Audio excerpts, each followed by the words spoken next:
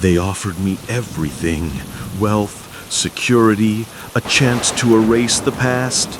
All I had to do was marry him and give him a son. It sounded like a fairy tale, but I soon learned that in the Lamb family, new life only comes from death. The sharp, insistent rap on the door made Helen jump. Her heart hammered against her ribs, a frantic bird trapped in a cage of bone. For a wild second, she imagined it was them, the men with cold eyes and colder smiles, the ones who had been calling at all hours. But the voice that followed the knock was female, saccharine sweet. "Helen, yoo-hoo! Helen, it's me!" Relief washed over Helen, so potent it almost made her knees buckle. It was just Lucy, the friend she'd been waiting for all morning. She scurried to the door, fumbling with the deadbolt. "Keep your voice down," she hissed, yanking the door open just wide enough for a person to slip through. Lucy, a woman whose age was a mystery hidden under layers of garish makeup, beamed. "Honestly, Helen, I thought you died in there." Helen didn't reply, just grabbed Lucy's arm and pulled her inside, her eyes darting up and down the empty hallway before she slammed the door shut and threw the bolt. The sound echoed in the small, stuffy apartment. "Sit," Helen commanded, pointing a trembling finger towards a worn-out armchair. Lucy strutted over, unbothered, and flopped into the chair. She took out her lipstick and applied another thick coat, her reflection staring back at her from the small mirror. "So," she said, smacking her lips, "did you find a match for me?" Lucy's smile was a triumphant slash of red. "Of course I did. You have to trust me, Helen. This isn't just a match. This is a gold mine, a literal vault."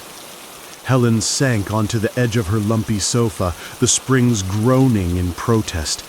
"I hope so, Lucy. I really do. Another month of this, and those loan sharks are going to...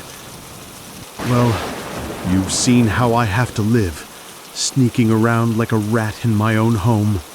A heavy sigh escaped her, carrying the weight of nearly $1 million in gambling debt. It had started small, a few wins at the track, the intoxicating thrill of easy money. But the wins had turned to losses, and the losses had piled up into a mountain she could never hope to climb. She'd considered ending it all, a final, desperate escape. And then there was Jane, her daughter. The thought was a bitter pill. Jane had been her salvation, then her curse. Fresh out of college, with a mediocre degree, but a face and figure that could stop traffic, she'd landed a secretary job at a major city bank. It wasn't the work she was good at. She'd quickly fallen into an affair with the bank's director, Mr. Roth. Helen had thought they'd struck gold, a rich man to solve all their problems. But his wife found out. There was a public, humiliating scene. Hired thugs, a brutal warning. Jane's face was spared, but her reputation was destroyed. Roth, terrified, cut her loose and severed all contact. To make matters worse, Jane discovered she was pregnant. The secret, frantic trip to the clinic, the hollowed-out look in her daughter's eyes for weeks after. Helen had railed at her, not out of sympathy, but out of fury for the lost opportunity. She'd been about to ask Roth for a loan, a massive one. Now, that door was slammed shut forever. Just as Helen had hit rock bottom, Lucy had reappeared, a vulture smelling decay, with a proposition: pimp Jane out to one of her wealthy, discreet clients. A matchmaking service, she'd called it. At first, Helen was repulsed, but desperation is a powerful acid. It burns through pride and morality with alarming speed. When she'd broached the subject with Jane, her daughter, to her shock, had agreed almost instantly. The public shaming had driven Jane into self-imposed exile. She hadn't left the apartment in months, telling her friends she was on an extended trip abroad. This was a way out, a chance to reclaim the life of luxury she felt she deserved, a chance perhaps to do better than a spineless bank manager. So who is he?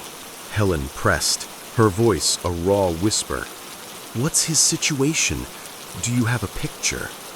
Slow down, Lucy chuckled, holding up a hand. Let me tell you, this one I've been working on for a while. He's picky. Very, very picky. I just hope our little Jane is his type. What do you mean, picky? Is he some young heir? Heir? Oh, he's the head of the whole damn dynasty, Lucy said. He's mature, in his late 50s. 59? Helen gasped. She could already picture Jane's face, the disgust, the refusal. Lucy, she'll never agree to that. Let me finish, Lucy snapped, her playful tone gone. Yes, he's older, but the fortune, Helen, the fortune is beyond counting. Have you ever heard of the Lamb family? The Lamb Wellness Group? The herbal medicine people? That's them, Lucy confirmed. Originally from Hong Kong, they have hundreds of clinics and product lines all over the country. Billions, Helen, with a B. With that kind of money, you don't need to be thinking about age. But if he's that rich, why does he need a matchmaker? He could have anyone. Lucy shook her head.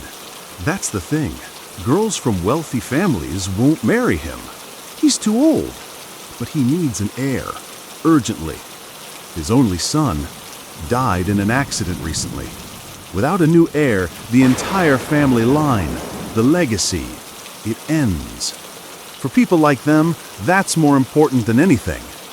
I've been sending girls his way for months, and he's rejected every single one. Then I thought of Jane. Look at her. She has the face of an angel and the hips of a fertility goddess. He'll take one look at her and say, yes, I guarantee it. I don't know, Lucy. I'm just afraid Jane won't. I mean, a man that old.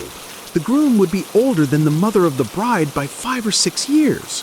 Lucy scoffed. Helen, be serious. Does Jane want to stay in this dump for the rest of her life? Does she want to live in poverty? Besides, let's be honest. Her past isn't exactly pristine. She's not getting a fairy tale prince. This is her one shot to start over, and she'd better be smart enough to take it. As Lucy spoke, she trailed off, her eyes widening. Helen followed her gaze, and her blood ran cold. Jane was standing there, just beyond the doorway, silent as a ghost. How long had she been listening? Jane, honey, Helen stammered, her heart seizing with panic. She expected an explosion, tears, accusations, a flat-out refusal that would send them spiraling back into ruin. But Jane's reaction was unnervingly calm. Aunt Lucy, Jane's voice was steady, almost detached. Is it true? This Mr. Lamb really needs a wife to have a child? Of course it's true, dear, Lucy said, recovering quickly. Why would I lie? Good, Jane said. Set up a meeting.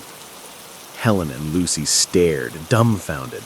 A slow, chilling smile spread across Jane's face. What? Is there a problem? Jane, don't you know how old he is? Helen asked, her voice trembling. I heard what Aunt Lucy said, Jane replied, her voice flat.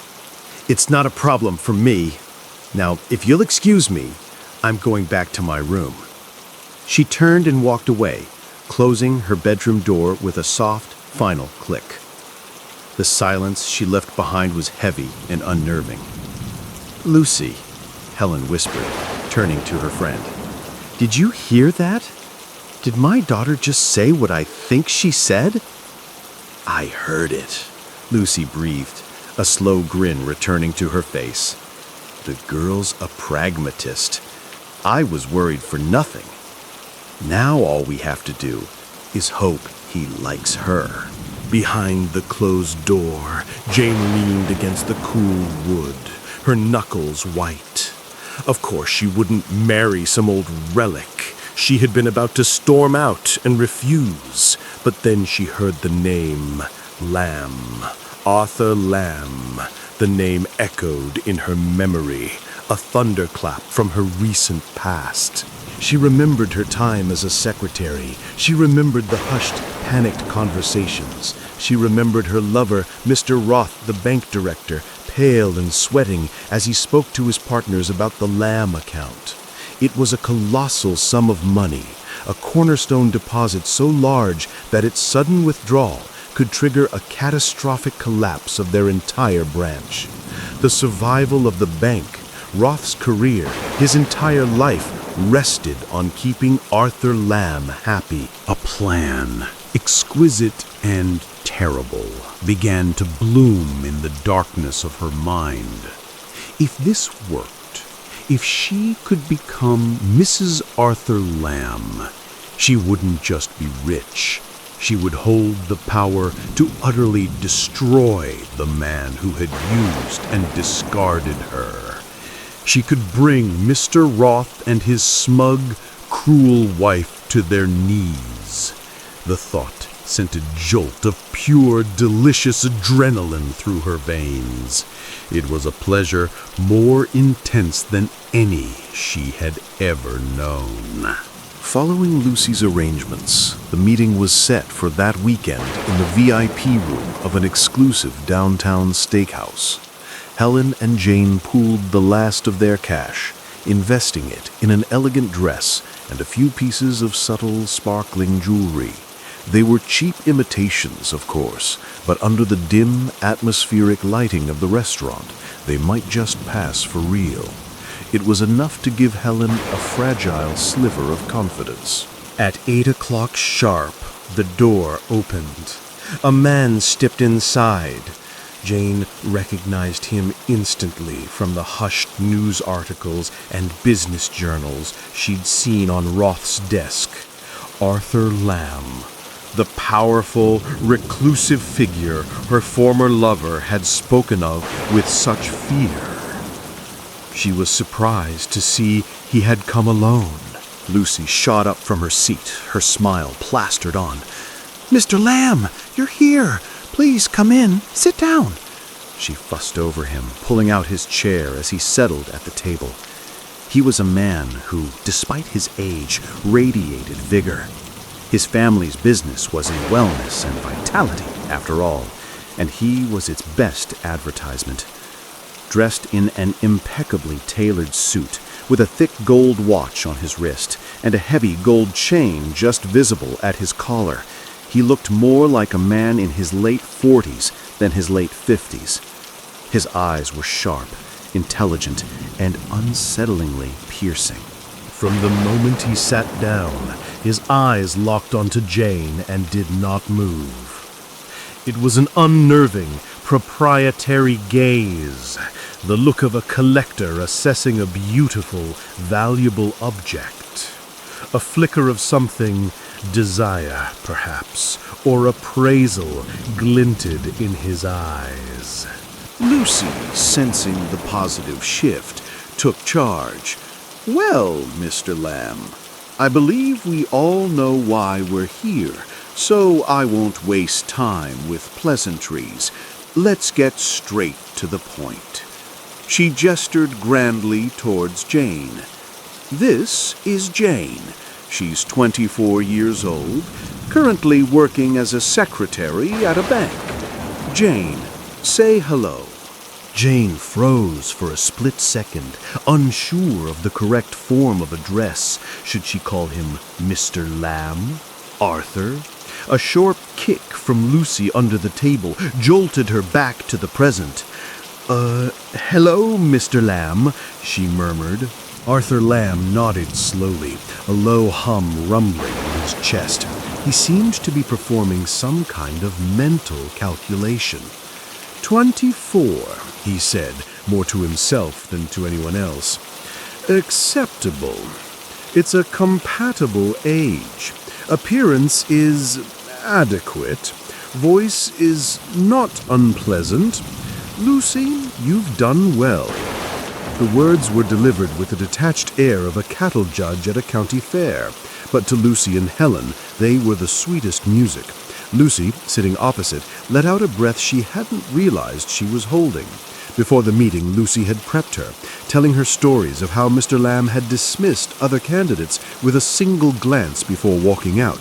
To have made it this far was a monumental victory. The meal progressed smoothly. At Lucy's insistence, Jane moved to the seat beside Arthur. He wasn't unpleasant, making small talk and asking her simple questions about her life. Helen and Lucy, watching from across the table, exchanged triumphant, silent smiles. After a while, Arthur placed his fork down and dabbed his lips with a napkin. "I believe this has been sufficient," he announced, his tone shifting back to business. "Let us proceed to the main issue." "The main issue?"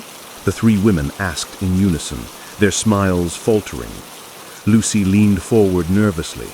"Mr. Lamb, what about Jane? What do you think?" Arthur ignored Lucy, his gaze fixed solely on Jane. "She's acceptable," he said flatly. "I have only one question for her." He paused, letting the silence stretch. "Are you a virgin?" The question, blunt and cold, hung in the air like a slab of ice. For Jane, it was a punch to the gut. A virgin? She hadn't been a virgin since she was 16. The question was a joke, an insult. But she was a performer, and this was the most important role of her life. She had rehearsed this. She recoiled, her face a perfect mask of shock and wounded pride. "Of course I am," she whispered, her voice trembling with manufactured indignation. "What kind of a woman do you think I am?" She turned her face away as if too offended to even look at him. It was a masterful performance. Arthur Lamb, the shrewd, calculating businessman, fell for it completely. A slow smile spread across his face, followed by a short, barking laugh. Even the most cunning man is a fool before the artistry of a woman's pretense. "My apologies," he said, his voice softening. "Forgive an old man's caution." He then turned to Lucy, giving a firm nod. "The rest is up to you. I will consult the calendar for an auspicious date and will be in touch." With that, he stood, gave Jane one last, lingering look, and walked out of the room. The second the door clicked shut, Lucy and Helen exploded. "Oh my God, Helen, we did it! We did it!" Lucy shrieked, grabbing Helen in a fierce hug. Helen was pale, her face a mask of disbelief, as if she'd just been told she'd won the lottery. Jane simply sat there, a slow, venomous smile spreading across her lips. The first step of her revenge was complete. 2 months evaporated in a blur of preparations. For Helen, it was a dizzying ascent into a world she had only dreamed of. With a generous advance from her future son-in-law, she had paid off the loan sharks in one lump sum, silencing the menacing phone calls and ending the constant gnawing fear. The relief was so profound it was almost a physical sensation. She moved out of the cramped, decaying apartment and into a respectable condo. For the first time in years, she wasn't just surviving, she was living. And she was spending. The money flowed through her fingers like water on new clothes, fine dining, and small, thrilling bets that she promised herself she would keep under control this time. Arthur had given her a new lease on life, and she worshipped the ground he walked on. For Jane, the time was a period of cold, focused waiting. She played the part of the blushing, excited bride-to-be to perfection. She smiled through dress fittings, tasted cakes with feigned delight, and nodded along to plans for a wedding so lavish it would be the talk of the city. But beneath the placid surface, Her mind was a whirlwind of calculations and vengeful fantasies. The wedding guest list was her primary focus. As she'd hoped, as she'd known they would be, Mr. and Mrs. Roth were on it. The thought of their faces when they saw her on Arthur Lamb's arm was the fuel that kept her going. The wedding day arrived, a spectacle of wealth and power. The ceremony was held in the sprawling, meticulously manicured gardens of the Lamb estate. Dozens of the city's most influential figures dotted the audience, their expensive suits and designer dresses a testament to the groom's reach.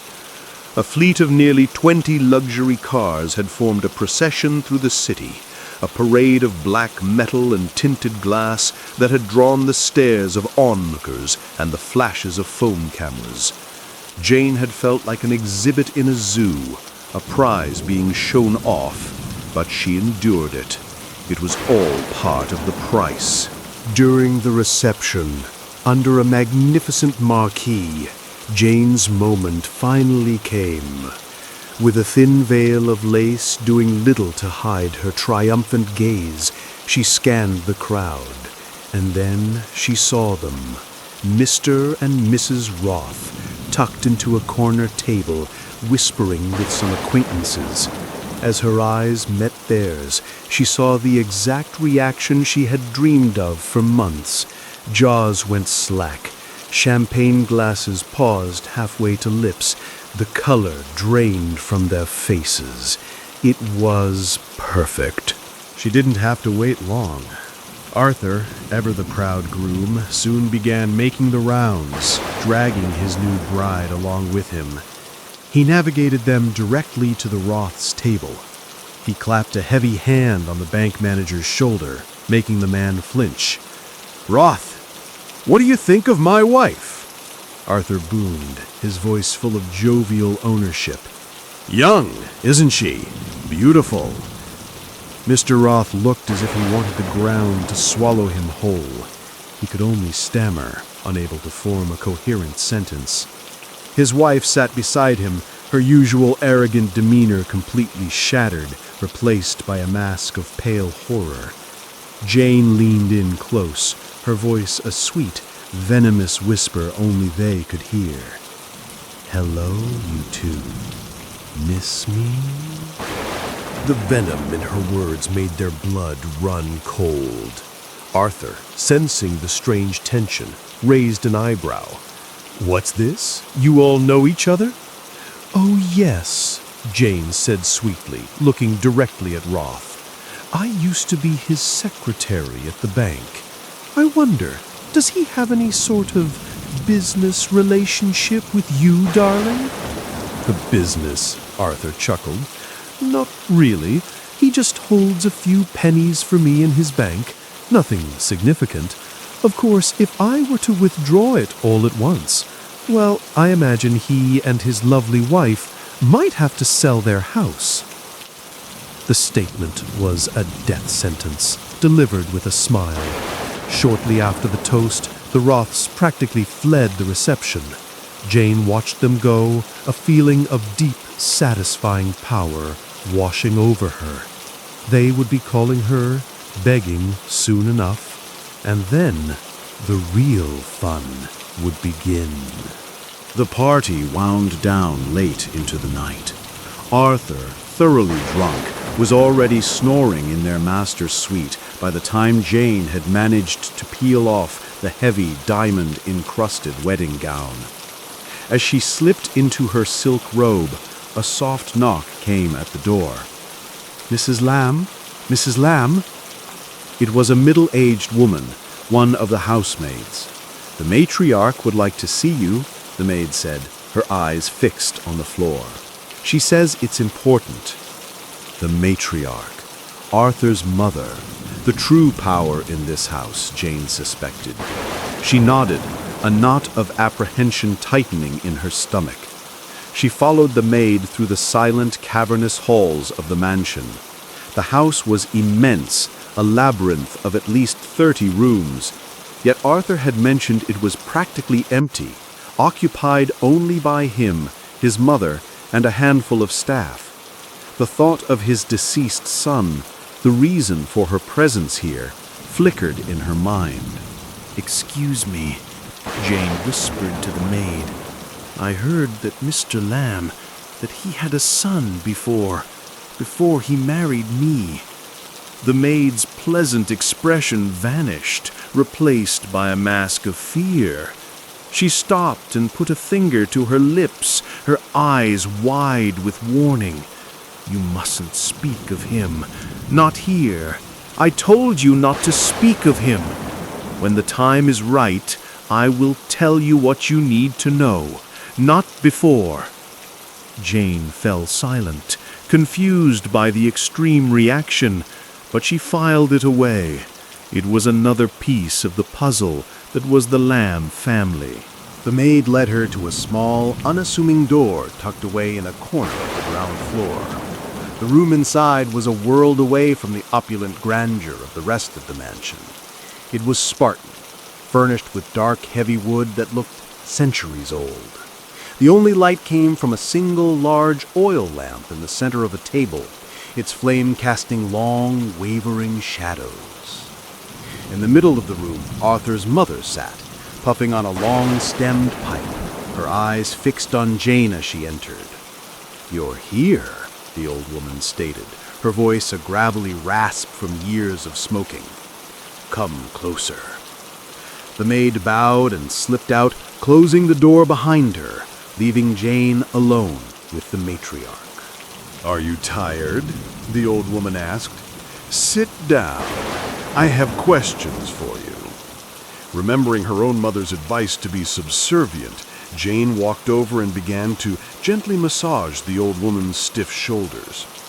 "I'm not tired at all, Mother," she said obsequiously. "I told you to sit."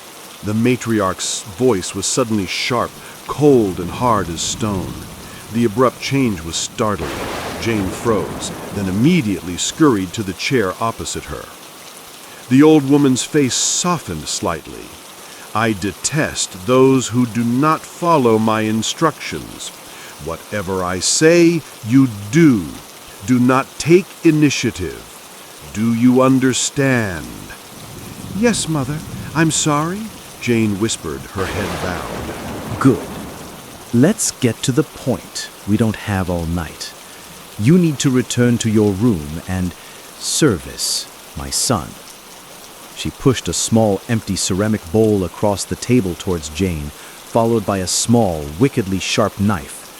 Jane stared at the objects, her heart beginning to pound. "This," she began, confused. "You are a virgin, are you not?" the old woman asked, the same blunt question her son had posed. It was an absurd, archaic obsession. "Yes, Mother, I am," Jane said, forcing conviction into her voice. "My mother raised me to believe a woman's purity is the greatest gift she can give her husband." The old woman nodded, seemingly satisfied. "Good. Then prick your finger. Let 9 drops of blood fall into this bowl. Do it now. Do not ask questions. This is the initiation. It has been the way for generations. You are no exception." Jane didn't care about their bizarre family customs, but she knew she had no choice. She took the knife, the cold steel a shock against her warm skin, and pricked the tip of her index finger. She squeezed, watching as 9 crimson drops fell into the white porcelain. As she pulled her hand back, the old woman began to murmur something in a language Jane didn't recognize, a low, guttural chant. After a moment, she looked up, her eyes seeming to glow in the lamplight. "It is done. You are now of the Lamb bloodline. Your life is bound to this family. Your duty is to continue our line. Know your purpose and fulfill it well." The next morning, Jane woke to the feeling of a heavy weight on her. Arthur was already on top of her, his breath smelling of stale wine. "You're awake," he grinned. "I was too drunk last night. Let me make up for it now." Jane tensed, her mind racing. She had to perform again to convince this experienced man of her supposed innocence. But her worries were for nothing. Whether it was the lingering effects of the alcohol or something else, the encounter was mercifully brief. He collapsed beside her, snoring deeply within minutes. Jane let out a sigh of relief and slipped away to the shower, a deep sense of unease settling over her. When he woke up later, he found her sitting on the edge of the bed, a perfect picture of a distraught, tearful bride. "What is it, my dear?" he asked, his voice thick with sleep. "I'm scared," she whimpered, playing her part. It hurt. There was blood." He laughed, a deep, satisfied sound, and pulled her into an embrace. "You are my wife now. You have nothing to fear. It won't hurt anymore." He then reached into his wallet and pressed a thick wad of cash into her hand. "Here, go buy yourself something pretty." Days turned into a week. Life in the Lamb mansion was one of gilded boredom. The house was always silent, the staff moving like ghosts. Jane's revenge plot progressed perfectly. The Roths called, begging for a meeting, which she granted only to torment them before walking out. She spent Arthur's money with abandon. But a strange, creeping dread was beginning to take root. One evening, as she was walking back to her room, a faint sound caught her attention. Tap, tap, tap, tap, tap, tap, tap, tap. It was coming from a room at the far end of the third-floor corridor. It was the distinct, rhythmic sound of someone typing on a computer keyboard, fast and frantic. Curiosity piqued, she followed the sound. Who would be using a computer in this technological dead zone of a house? The staff certainly wouldn't be allowed up here. She stood before the door, the typing sound clear now. She knocked. "Hello? Is anyone in there?" The typing stopped instantly. Silence. She knocked again, louder. "Hello?" Still nothing. A chill traced its way down her spine. Hesitantly, she tried the doorknob. It turned with a dry, grating screech, as if it hadn't been opened in years.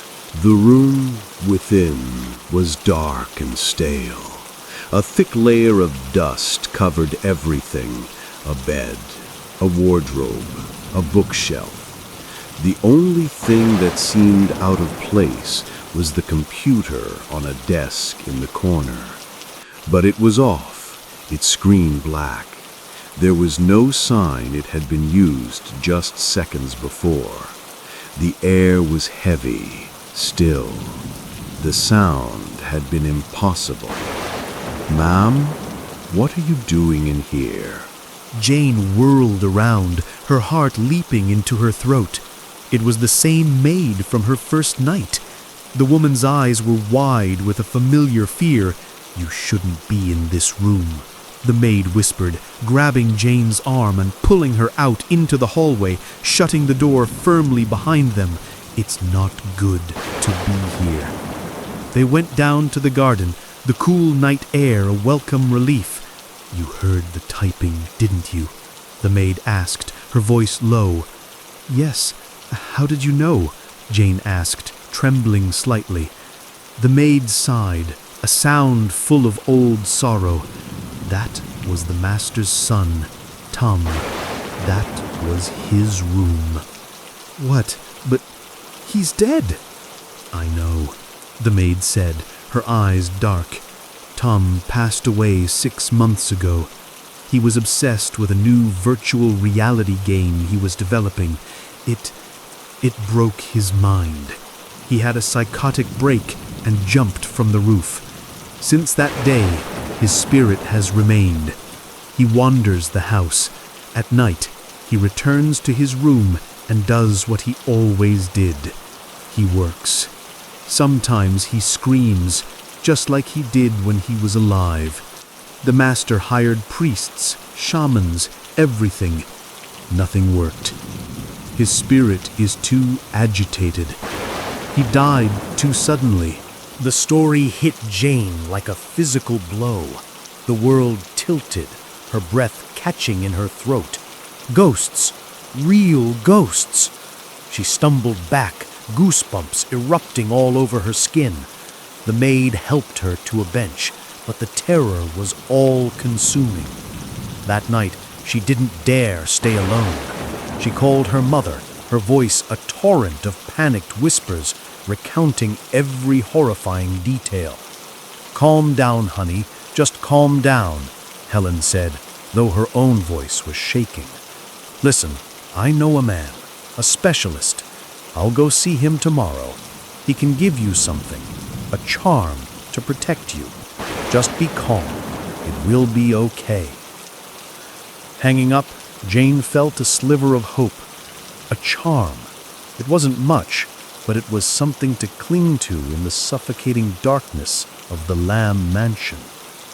As promised, Helen visited a local spiritualist and returned with a small leather pouch containing what she called a protective amulet. Jane, desperate for any shield against the encroaching dread, carefully tucked it into her clothing, wearing it constantly. Whether through supernatural power or sheer placebo effect, the oppressive chill that had followed her through the mansion's holes seemed to recede. The amulet became her anchor, a small piece of courage that allowed her to breathe again within the cold, silent walls. This newfound bravery was soon put to the test. A strange and disturbing pattern began to emerge. Every night, just before coming to their bedroom, Arthur would consume a bowl of a dark, steaming broth brought to him by the maid. The scent that wafted from it was thick and medicinal, a potent herbal concoction, and after drinking it, he would transform. His vigor became something else entirely. It was a brutal, relentless stamina that left Jane's body aching and bruised each morning. It wasn't the passion of a husband. It was the grim, mechanical work of a machine built for a single purpose. She began to dread the setting of the sun, the soft footfalls of the maid in the hallway, the clink of the ceramic bowl. This wasn't about pleasure or connection. This was about producing an heir, and he was trying to batter one into existence through sheer, terrifying force. One afternoon, seeking refuge from the oppressive silence of the house, Jane wandered into the back garden.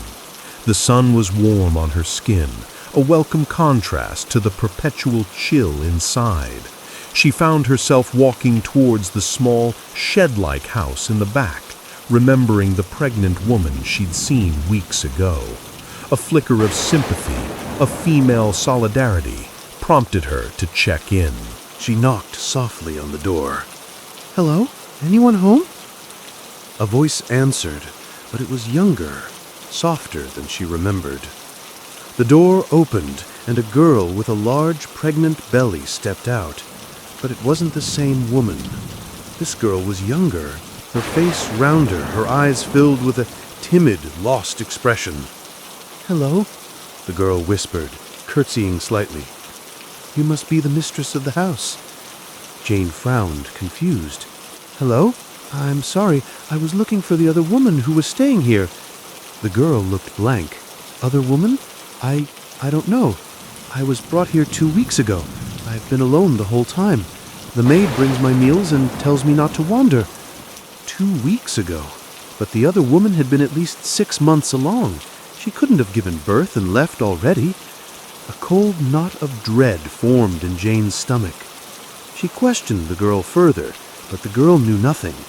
She was an orphan, grateful to the kind Mr. Lamb for giving her shelter after a terrible assault. She even planned to give her baby the Lamb family name as thanks. The explanation didn't sit right. Jane marched back into the main house and found the maid scrubbing the kitchen floor. "Where is she?" Jane demanded, foregoing any pleasantries. The other pregnant woman. The one who was here before. Where did she go? The maid stopped scrubbing, but didn't look up. I don't know what you're talking about, ma'am. Don't lie to me. I saw her. I spoke to her. Now there's a different girl out there. What happened to the first one? You must be confused, ma'am, the maid said, her voice maddeningly calm. Maybe the stress is getting to you. I have work to do. She resumed her scrubbing, pointedly ignoring Jane. Just then, the matriarch appeared in the doorway, her presence sucking the air out of the room. What is all this commotion? She rasped. Jane turned to her, desperate. Mother, I'm telling you, there was another woman. The matriarch cut her off with a wave of her hand, her expression one of mild annoyance. The girl gave birth. We gave her a generous sum of money to start a new life in her hometown. We are a charitable family, but we do not run a boarding house. If you have too much idle time, perhaps you can start helping with the housework tomorrow.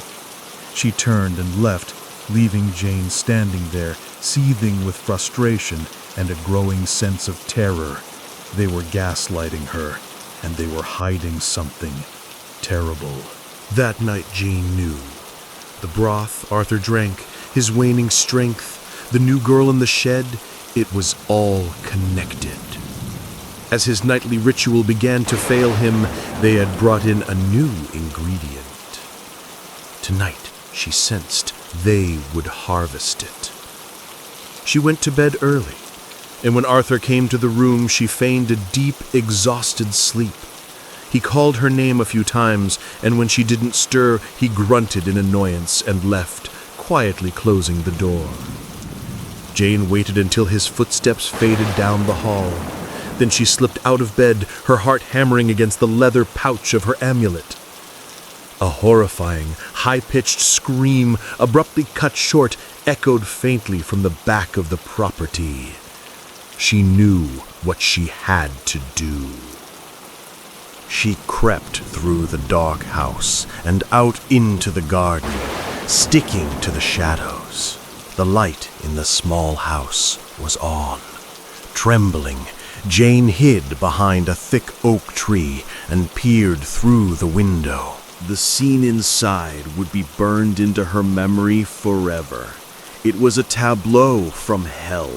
The young girl was on the floor, her eyes wide and lifeless, a pool of dark liquid spreading beneath her. Standing over her were Arthur and the maid. Jane watched in frozen, silent horror as Arthur reached into the girl's abdomen. The motion was brutally efficient. She clapped a hand over her mouth to stifle a scream, her stomach churning violently. A moment later, he pulled out a small, undeveloped form and dropped it unceremoniously into a large pot held by the maid. As the maid turned and left the cabin with her horrifying prize, Jane scrambled away, stumbling through the darkness, her mind screaming. She made it back to her room and collapsed in the bathroom, retching until there was nothing left. The broth, the vitality soup, it was a cannibalistic ritual. They weren't just taking in orphans, they were harvesting them. They were monsters, demons in human skin. Survival instinct kicked in. She couldn't stay here. She would be next. Frantically, she threw a few essentials into a suitcase, her hands shaking so badly she could barely zip it. She pulled out her phone to call a taxi and crept down the stairs. But as she reached the front door, a figure blocked her path. It was the maid, her clothes covered in fresh dirt. She must have just finished burying the body. Her voice, no longer meek, was as cold as the grave. "Where do you think you're going, ma'am? It's awfully late." Jane's blood ran cold. She dropped her phone. She was trapped. She mumbled an excuse about her mother being sick and fled back to her room. but she knew running wasn't an option. They would find her. The only way out was to burn the whole house down, not with fire, but with the truth. The fear was still there, a cold, hard knot in her gut, but now it was mixed with something else. Incandescent rage. Her petty revenge on the Roths was nothing. This was about justice. The next afternoon, she put her plan into motion.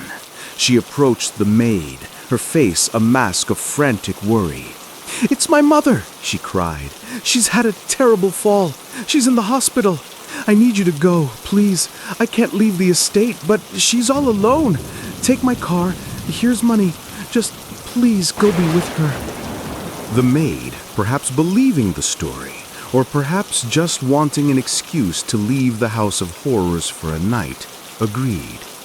The moment her car disappeared down the long driveway, Jane locked the doors, went to her room, and dialed 911.